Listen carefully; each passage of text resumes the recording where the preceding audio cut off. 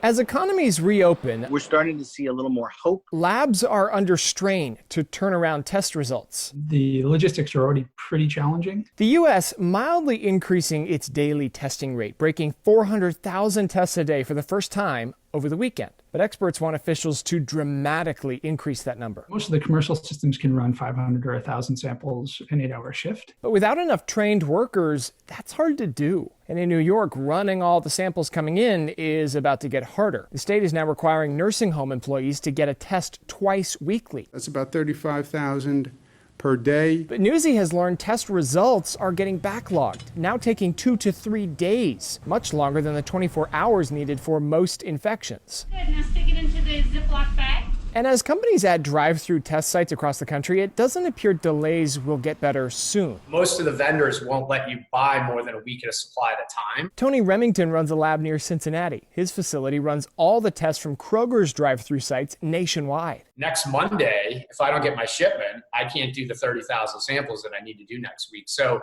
it's definitely a stressful time. And in Miami, a recent spike in cases over the weekend raising concern. But Florida's governor explained it away this way. Of the 500 cases reported yesterday from Miami, 400 of them were backlog cases from 3 weeks ago, from April 24th. Out west, too, California's Department of Health says it's also running a 48 to 72-hour turnaround time. It tells Newsy it's expanding lab capacity and has already reduced those times. But if states don't plan right, delays could get longer. So I think states need to be really proactive about doing hiring now and having the infrastructure in place. 6 foot, please. 6 foot. As states advance further into phased reopening, I mean, it's nervous optimism. experts say the amount of testing has to increase to meet it, feeding contact tracing and isolation efforts, but also feeding a challenging backlog. With long delays in terms of lab results, then you could be looking at some really major problems in terms of